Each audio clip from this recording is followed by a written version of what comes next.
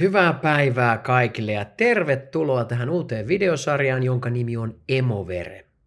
Emovere tarkoittaa latinaksi värähtelyä, emootiota. Ja miten tämä liittyy nyt kiintymyssuhde videosarjaan tarkoittaa käytännössä sitä, että me rakennumme tunteiden kautta. Ja tässä ensimmäisessä osassa mä haluan teille puhua siitä, miten ihmisen ydintietoisuus rakentuu ja miten se rakentuu nimenomaan emootioiden kautta. Mä oon Pajuniemen Jussi ja tervetuloa tähän Filius ja Filan tuottamaan videosarjaan. Ja jos sä haluat katsoa muita videosarjoja, kanavalta löytyy paljon, klikkaa itses mukaan, subscribe, sä saat tietoja aina uudesta videosta, mä tuun laittaa näitä 8 jaksoa, 2 osaa viikossa suurin piirtein, jos ei mitään ihmeellistä tapahdu, ja sä saat aina tiedon silloin uudesta videosarjan jaksosta. Eli klikkaa itses mukaan, niin lähdetään tälle matkalle, eli kiintymyssuhde on keskiössä, ja tänään Emovere, eli ihmisen ydintietoisuus itsestä syntyy emootioiden avulla. Lämpimästi tervetuloa. Ja kun me mennään tänne ihan meidän oman elämän kerran alkuun, niin meidän täytyy jokaisen muistaa, että lapsi, eli lapsen aivot, jokaisessa meissä on sellaiset, aivot rakentuvat suhteessa itseen ja ympäristöön. Tämä on aivojen rakentumisen prosessi. Ja aivojen ylivoimaisesti tärkein ja oikeastaan ainoa tehtävä on ylläpitää homeostaasia. Tämä on sitten hyvin hienovarainen ja hyvin fragmentoitunut tehtävä lopulta, kun me olemme vaikka sosiaalisessa mediassa painamme sitä click-nappulaa, että tykkään, niin sekin liittyy siihen jollain tavalla siihen meidän homeostaasin ylläpitämiseen. Eli näin primääristä asiasta tänään on kyse. Ja tämä laatu säilyy koko elämän ja se on meissä osittain tiedostettu ja osittain tiedostamaton prosessi, miten aivot pitävät tätä homeostaasia yllä. Eli me olemme hyvin homeodynaaminen eliö. Me etsimme koko ajan tietyllä tavalla sitä tasapainon tilaa, pois kaauksesta takaisin tasapainoon. Vaikkei se meillä aina siltä vaikutakaan, niin tämä on se meidän aivojen tehtävä. Ja aivoihin liittyy tietysti tämä tunnesäätelyjärjestelmä, mistä tässä videosarjassa sitten tulee paljon enemmän. Te voitte kuvitella tämmöisen kellotaulun, missä ylhäällä on aktiivinen, alhaalla on passiivinen. Sitten siellä kello 3, mä nyt näyttelen miten sattuu, kun mä näytän omalta puolelta, niin kello 3 on miellyttävä ja epämiellyttävä. 4 sektoria, miellyttävä, epämiellyttävä, aktiivinen, passiivinen. Ja tässä se meidän homeodynaaminen prosessi oikeastaan jatkuvasti pyörii. Se pohtii joko tietoisesti tai tiedostamatta, onko tämä miellyttävää vai epämiellyttävää, pitääkö minun aktivoitua, pitääkö minun passivoitua. Tässä esimerkiksi tämän videosarjan tekemisen aikana, tämän osan aikana minussa on nämä osa-alueet jatkuvasti tarkkailun alla, että onko tämä miellyttävää, epämiellyttävää, pitääkö aktivoitua enemmän, pitääkö vähän rauhoittua enemmän. Ja minä kun tein tämmöisen yhden harjoituskerran, tietenkin tämä on jo totuttua, tämä minun meininki täällä, että välillä ei me aina ihan purkkiin, niin sitten mä olin tuolla epämiellyttävässä hetken. Kunnes mä palasin miellyttävää, että hei, mä saan tehdä uudestaan, mä sain harjoitella, it's okay. Ja nyt kun tuolta kurkkii tuo kaveri, niin se on meidän tämän jakson maskotti tavallaan, kertoo hyvin paljon siitä. Tämä kaveri on pienenä, ennen kuin hänet laitettiin päiväkotiin, hänet yritettiin laittaa päiväkotiin, hän meni majaan piiloon ja uhkasi aseella, leikkiaseella tietenkin, mutta tästä on kyse myös tunnesäätelyssä, että jos te ihmettelette, mikä tuolta takaa välillä kurkkii. Eli aivot sisältää siis hermoston, keskushermosto, autonominen hermosto, hallitsee homeostaasia ylläpitävää prosessia. Aivojen tiedon organisointitapa tuottaa lopulta tapamme ajatella ja käyttäytyä. Eli me tarpeeksi, kun me puhutaan nyt aikuisesta, mä vähän hypin aikuisena ja lapsen välillä, mutta kun aivojen tarkoitus on lopulta tuottaa sitä tapaa ajatella ja käyttäytyä, ja kaiken pohjalla on emootio. Siksi tämän jakson nimi on nimenomaan tämä ydintietoisuus rakentuu emootioiden avulla. Ja aivot, jotka kehittyy, voi olla vaan ei-tietoisessa representaation tilassa. Mä korostan teille, että kun lapsi alkaa sieltä toiselta ja kolmannelta raskauskolmannekselta alkaa kehittymään, aivot alkaa kehittymään, ja se kauhea spurtti jatkuu 2,5 ikävuoteen, melkein 3 ikävuoteen saakka, silloin aivoista on kehittynyt noin 85%. Prosentti voi olla sinne tänne, mutta suurin osa aivoista on kehittynyt. Se ei siis tarkoita sitä, että ajattelu on kehittynyt, mutta se massa kehittyy. Se tarkoittaa sitä, että todella paljon tässä ensimmäisessä 2,5–3 vuodessa tapahtuu tämän tunnesäätelyn taitojen järjestäytymistä, kehittymistä. Ja siksi tämä on niin tärkeää ymmärtää, että miksi tämä emootio on tämän meidän kaiken olemisemme ytimessä. Ja kun lapsi katsoo, kun se lapsi pääsee täältä sitten maailmaan ja kohdusta ja alkaa tutkia tätä maailmaa, niin lapsi rakentaa suhdetta ympäristöön. Eli tämä on tämä objektisuhde. Eli kaikki objektit aiheuttavat lapsessa jonkin asteisen emoveren, eli tunnevaihtelun, värähtelyn, riippuen tietysti objektista. Ja kun se kaikista tärkein objekti on äiti, eli perinteisessä mallissa se saattaa olla joku muu, mutta primäärikasvattajan, se on symbioottinen tila, missä lapsi on, ja lapsi alkaa oppimaan äidin kautta tai toisen primäärikasvattajan kautta, alkaa oppimaan sen suhteen ympäristöön. Ja kaikki aistit aktivoituu äidin lähellä. Mä käytän tarkoituksesti sanaa äiti, koska äiti on useimmiten se. Se voi olla joku muu myös. Ja lapsi kokee nämä tilanteet primäärikasvattajan kanssa aistimuksellisesti ja liikkeenä. Siellä ei ole yhtään ajatusta vielä. Lapsi ei ajattele, että otanpas tässä nyt vähän tissiä, että kun on vähän nälkä. Se ei ole tietoista. Ja se on ei-tietoinen tila, ja lapsi alkaa tekemään tulkintoja maailmasta, eli representaatioita. Se on tulkintaa, vahvaa tulkintaa ja nimenomaan aistien, eli affektien, eli emootioiden kautta. Näistä alkaa syntymään ensimmäisiä neuraalisia hahmoja. Nämä ei ole vielä selkeitä hahmoja. Lapsi ei osaa nimetä vielä käsitteellä maailmaa, mutta hän alkaa kokemaan maailman objektien kautta. Ja kun lapsi näkee, kuulee, tuntee, haistaa kasvattajan, aivoissa alkaa rakentua tämmöinen neuraalinen hahmo. Äiti, hyvä äiti, paha äiti, hyvä isä, hyvä, paha isä, tyyppisesti. Ja nyt ei tarvitse mennä minnekään psykoanalyyttisyyteen, vaan me olemme vain ja ainoastaan emootiotasolla. Se ei ole psyyken rakentumista vielä, vaan siellä on syvällä emootio siitä, että onko mulla huono, eli miellyttävä, epämiellyttävä olla, pitääkö mun passivoitua tämän primäärikasvattajan seurassa tai aktivoitua? Eli tämä esine alkaa tuottaa meille vastetta, miten me käyttäydymme. Ja se ei ole tietoista, vaan se on aistimuksellista, se on liikkeinä nimenomaan. Ja kaikki objektit lapsen maailmassa voi aiheuttaa emotionaalisen reaktion, mutta niillä on eroja. Mulla voi olla, että tämä vihko aiheuttaa eri tunnereaktion, eli emootioreaktion, kuin tämä kännykkä. Ja lapsen maailmassa on ihan sama, että jonkun vaste voi olla tärkeämpi, voimakkaampi, aiheuttaa suuremman heilahduksen siellä homeodynaamisessa prosessissa. Eli tämä on hyvin tärkeää ymmärtää tässä kohtaa, että me rakennutaan sisäisen kokemuksen kautta. Implisiittinen kokemus, kehollinen kokemus. Ja nyt te varmaan ymmärrätte, että miksi mä oon kehollis-dialektinen terapeutti, koska se kehollisuus on niin tärkeä osa ihmisessä. Se on niin tärkeä osa ja se on niin ylenkatsottu vieläkin. Me ei vieläkään ymmärretä ihan tarkkaan, että nimenomaan se proseduraalinen muisti, emootiot, jotka me ollaan koettu niinä ensimmäisenä vuosina, ne on sitä karttakuvaa muodostanut eniten.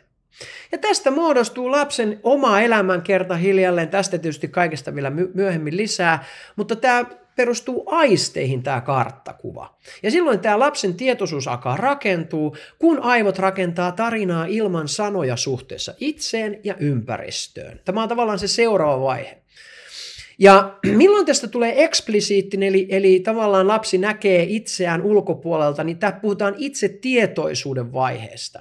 Eli suhteen rakentuminen toiseen emotioiden avulla on itse tietoisuutemme pohja. Meidän täytyy saada tunnekokemus, jotta me saadaan käsite siihen mukaan. Ja tietenkin vasen aivopuolisko siinä 3-4 ikävuoden kohdalla alkaa vasta rakentamaan niitä käsitteitä. Auto, äiti, tissi, mitä ne ikinä onkaan. Eli sanoja alkaa muodostua näille objekteille, oma elämänkerta alkaa rakentumaan. Eli lapsi alkaa vaihtamaan sieltä pelkästään implisiittisestä kokemuksesta sinne eksplisiittiseen, eli alkaa ymmärtämään. Eli hän alkaa olemaan tietoinen siitä, että hän myös rakentaa suhdetta toiseen. Ja tietenkin tässä on mukana se äidin ja isän sanallistaminen. Eli esimerkiksi sinä olet niin rakas äidille. Minä, äiti, suhde, minä rakas. Näin se menee. Eli suhde alkaa rakentua myös vasemman aivopuoliskon yhteydessä, mutta pääosa tapahtuu ennen 3. ikävuotta niin oikean aivopuoliskon avulla. Oikea aivopuolisko. Tästä lisää ensi jaksossa vielä. Mutta lapsi on siis suhteessa toiseen eliöön, eli tämä objektisuhde. Ja toinen objekti aiheuttaa lapsessa emootion. Tämä on ihan hirveän tärkeää ymmärtää, kun asiakas tulee vaikka terapiaan. Eli minä aiheutan siellä tunteen. Ja tämä on jo semmoinen, minkä moni terapeutti mahdollisesti jättää huomioimatta. Eli minun olemuksessa on myös jotain, mikä aiheuttaa tunteen, ja se on hirveän tärkeää käsitellä näitä asioita. Keho on siis näyttämö elämälle. Se on ulkoisen maailman kuvan alla oleva kuva omasta kehosta. Se on representaation perusta. Se on siis meidän keho luo maailmasta kuvan. Ei ole maailmaa ilman meidän kehoa. Ei ole maailmaa ilman meidän emootioita. Totta kai se maailma on tuolla, mutta kun se on meidän maailma, se on sisäinen kokemus. Jos me hävitään tältä maailmasta, niin kyllä maailma säilyy täällä, mutta meidän maailma on meidän maailma.